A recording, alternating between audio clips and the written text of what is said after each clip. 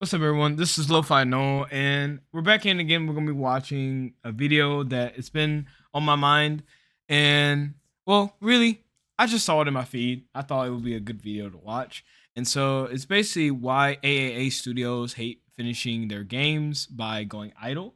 And I would say from a lot of AAA games that I have played, and noticeably, like over time, like yeah, like it feels kind of weird to watch or play some of these games and they're either not finished, they're garbage at the start, they can never be delivered, or they can never bring what is promised in the beginning of it. They fall short. They say, hey, we're trying to make another game, but just hold out. The game will be 10 times better once we go through the update. It's just so many different excuses that I hear that doesn't really excuse it really. And then for some odd reason, we just have crappy AAA games at this point, and there's no really good AAA game a lot of times. So yeah, that's pretty much what we're watching. Nowadays is buggy and unplayable, Yeah, with the depth of field option, things look much better. What is that? lacking entire game modes promised by developers, PvE as we knew it has been canceled. and missing Overwatch. basic features like a scoreboard. EA considers scoreboards and voice chat legacy features. It's like these AAA companies are competing to make the worst game, doing whatever possible to piss off their players. Just was wondering, is this an out-of-season April Fool's joke? But believe it or not, it's not the intention of the development teams to Really? release unfinished games. They want to make great experiences like Baldur's Let me give credits due. Let me say this first. I think a lot of times AAA games don't really get to make the best games. Is a lot of times they have to meet a quota, and a lot of times, what is it? I forget what it's called, but it's where somebody wants them to publish or put out an update at this specific time, and they know for a fact it's not ready, and so because of that, it kind of hinders it, and it hurts them more than helps them a lot of times. But then there are like a lot of times, like Destiny as an example, like those moments don't happen, and for some odd reason, there it's still for some odd reason they they're not working on the things that are a problem with it. It's more as like I don't know, it's stuck in like a limbo. It's so weird because on one hand you can say AA games have this problem where they have to produce something, and even though they don't want to put it out, they're demanded and have to. And then there are a lot of times where look, if you just would have just sat down and maybe like read something on Reddit or looked up online or even did a little bit of research or even played your own game a little bit, you can kind of see like the little problems that a lot of people like me or whoever plays these games have a problem with. So it's just kind of weird, I would say. I'm not gonna lie. Gate 3 or Tears of the Kingdom. Unfortunately, developers themselves are often bigger victims than the players. The cause of all these unfinished games is something deeper, something rooted in the very nature of modern video games themselves. And from what I've found, every single garbage AAA game can be traced back to 2002 with the release of Unreal Championship. You guys remember this game? Because I didn't. I don't. I I remember don't playing remember this. Unreal I never Tournament, seen but I had this type no of game. idea there was an Xbox version. Okay. But this game is important because when it came out, there were a few bugs. You could leave the map, the rifle had issues, and the teams needed some balancing. But Right. the game was out. There was no fixing to be done. This was 2002. At the time, bugs were just a part of the game experience. Right. Wave dashing in Melee or the infinite staircase glitch in Super Mario 64. Yep. The game was to be played as is, bugs and all. And I think that's a good thing to a certain degree. Like those, I don't really see those games as AAA games. Like when you look at like a lot of story-based games, you can kind of get away with being okay with a few bugs in it because that is like the finished product of the game. Not every game needs to be an AAA game, and it doesn't need to be like a live service type of game. And not every bug is like a like ruining it either. It's some bugs are okay, like give an example like how you were saying about Super Mario with the staircase glitch or whatever. So we thought. For the first time in history, a console game received an update. Epic Okay. Games patched Unreal Championship using the internet. We're riding on the internet, Even though this update doesn't feel like a big deal, it was the first domino in the path of thousands. Okay. Each year, internet updates just got bigger and better. Console stores were introduced, and you can now buy fully digital games. Yep. All of a sudden, hardware games were becoming a relic of the past, treating more like a game key than an actual game. Yep. Most having 80 gig updates. Almost every game now is treated, especially if you play on PC at this point, or even really console. Really, let me not say that if you play on PC. Every games nowadays is treated more as like a stream key or a console key that you have. There's no game out here nowadays where you buy the full game, you get everything that comes with it. It's just, I don't know, man. At one point, I do wish it would come back. And other times I'm kind of glad it hasn't came back, and I'm glad that we kind of have this type of thing. But overall, it's kind of like, man, I'd rather go back to the times where when you buy a game, everything was given to you. There was no like buying updates, buying DLCs, waiting for this, waiting for that, then get the full thing. It's kind of weird, man. I would say with the moment gaming. you popped it in your console. Oh my goodness! In a matter of 10 years, we went from self-hosted games sold on cartridges and CDs Is a deadly donut.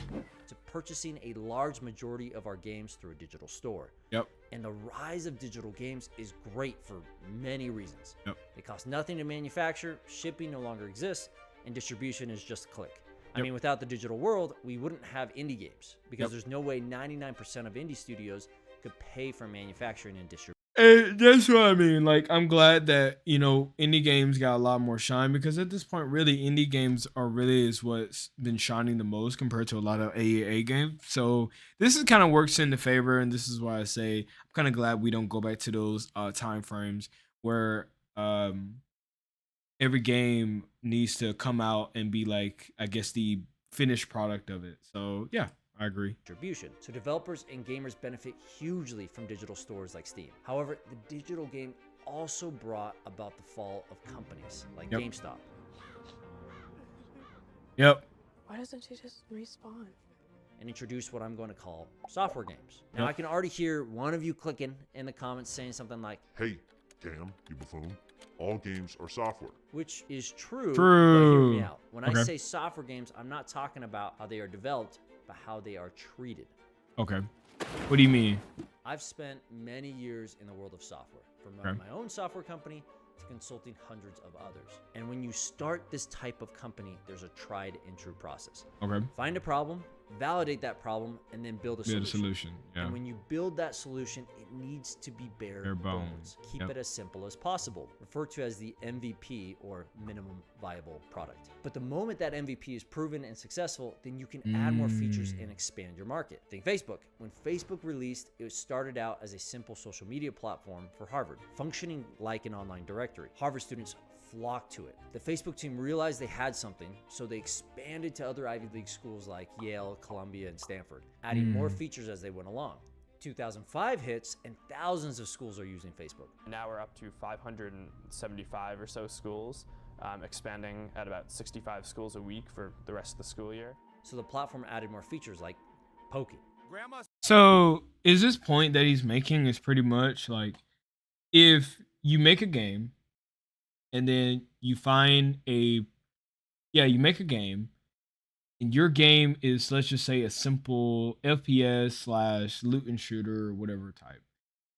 The bare bones or the simplistic version of that is pretty much a game that requires you to level up, kill stuff, and farm for loot. So if you keep everything bare bones, or that simple, or really like generic or simplified, then once you get a problem and you figure out the solutions to the problem, everything should correlate to back to the bare bone, like the starting of the game itself per se.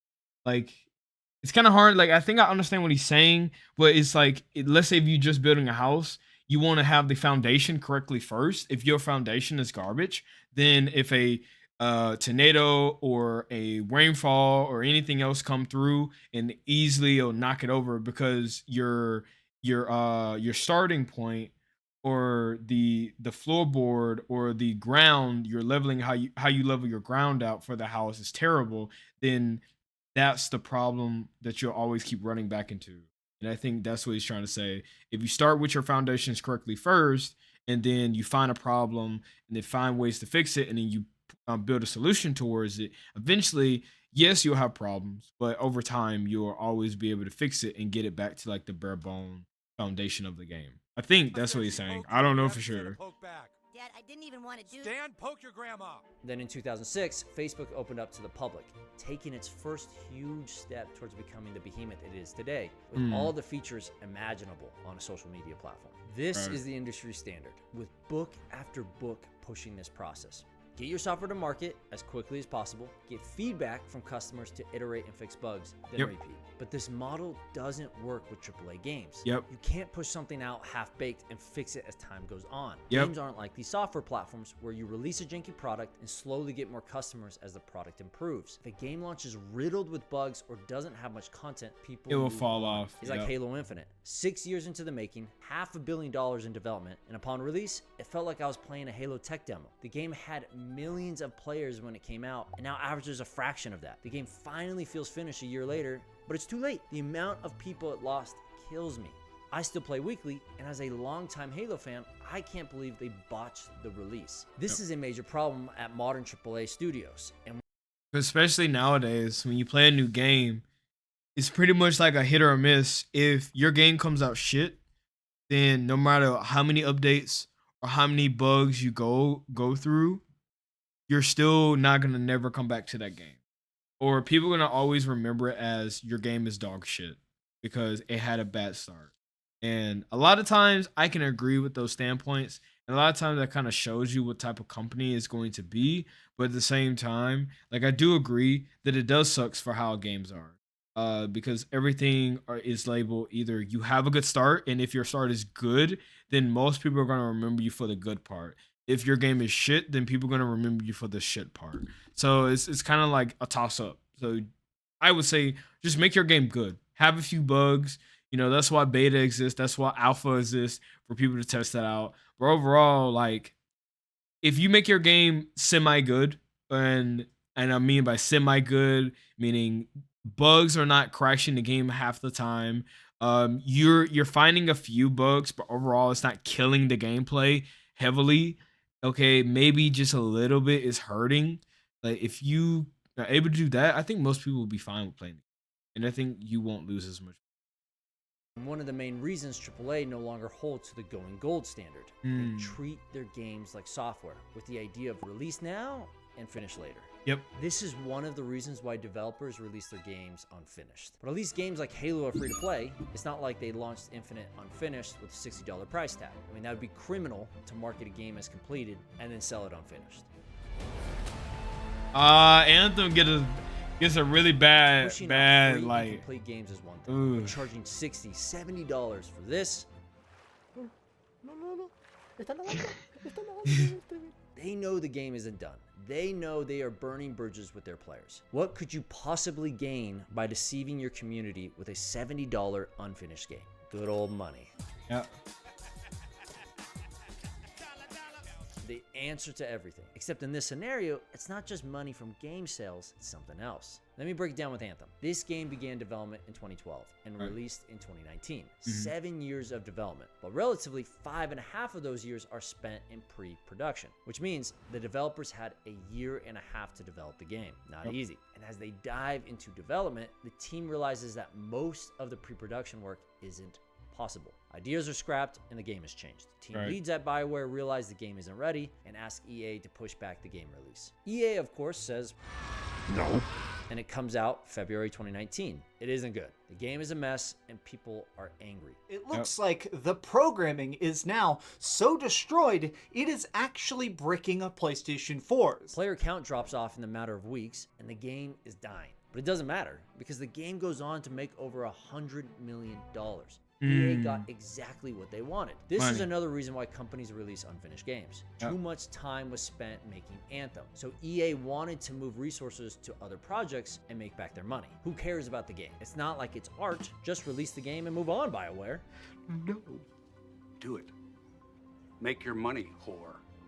EA determined that any additional time spent fixing Anthem just wasn't worth the cost. So they cut development, marketed the crap out of it, and recouped their investment. Why spend more time and money on a game like Anthem that only makes $100 million when you could focus instead on developing FIFA Ultimate Packs and make over $1 billion? And this isn't even the worst part. EA and BioWare's approach to Anthem didn't just hurt gamers, but hurt the developers too. Many employees working on Anthem reported having mental breakdowns from working long days and late nights, subjugated to the almighty crunch. By himself? It was supposed to take the whole team 4 days.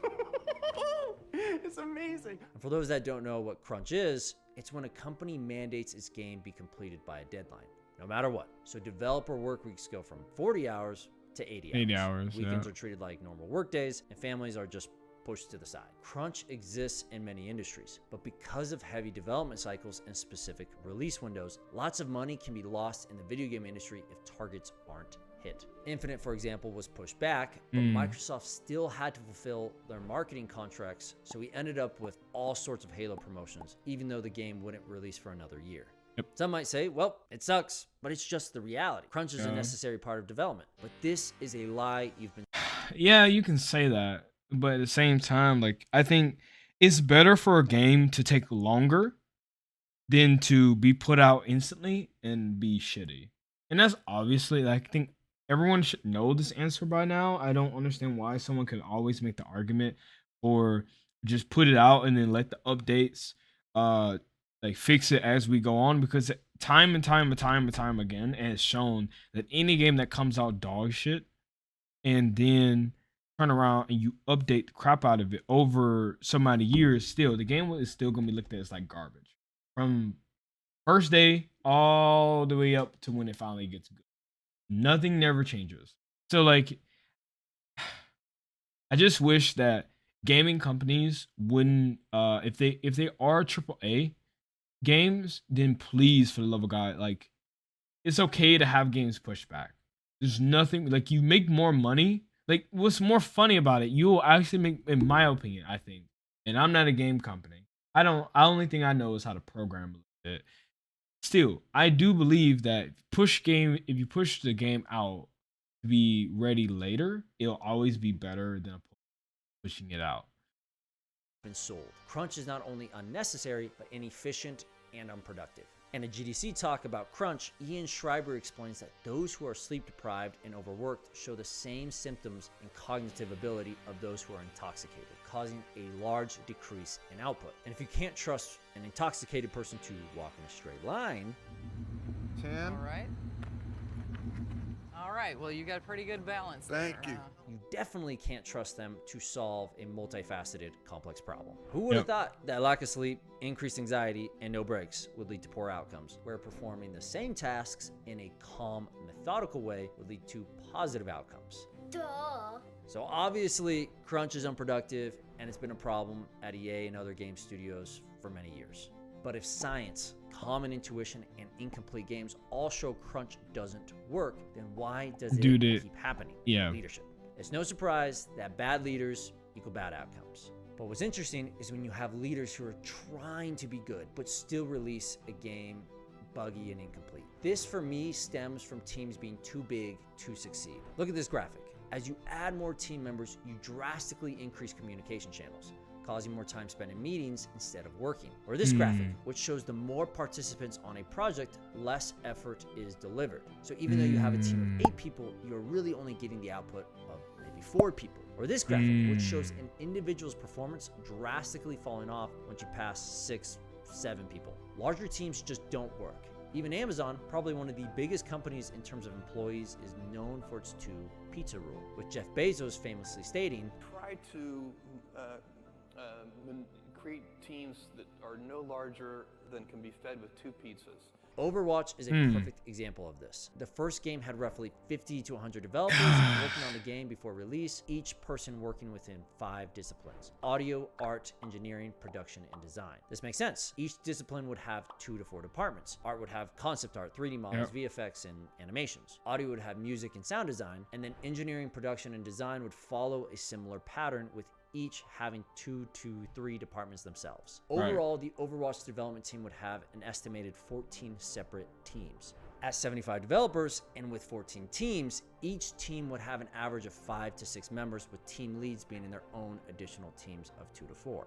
This is a great two-pizza structure and is a prominent reason why the first Overwatch was actually done and polished on release. Teams can communicate effectively and understand their job intrinsically.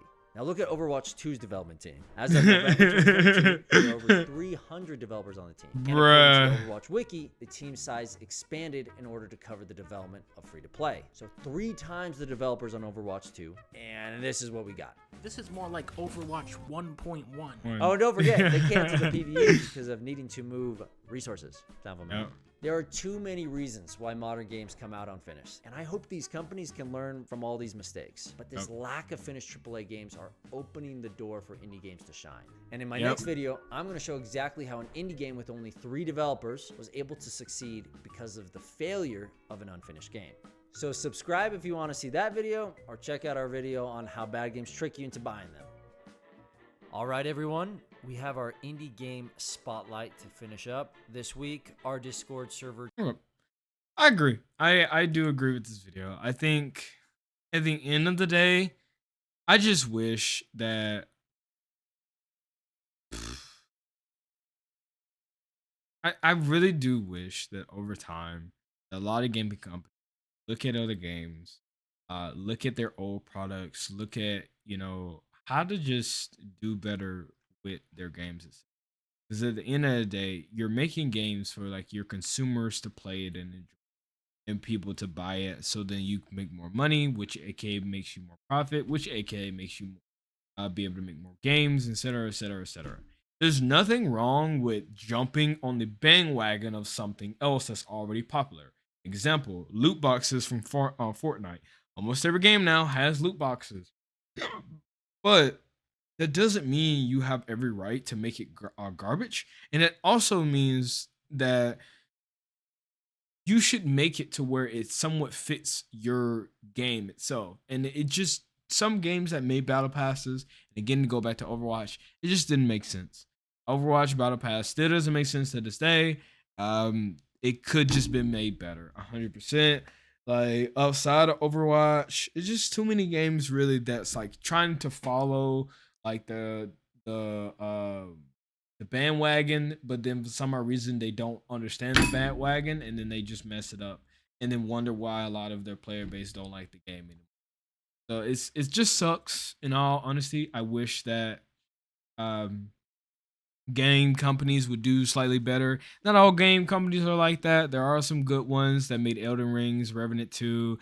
I would say Borderlands 2, Borderlands 1, so like those. Near Automata, so Square Enix, stuff like that. But overall, it just seems like there's too many bad games coming around than opposed of good. But maybe I just am just biased, and maybe I just don't play a whole lot of different games at this point.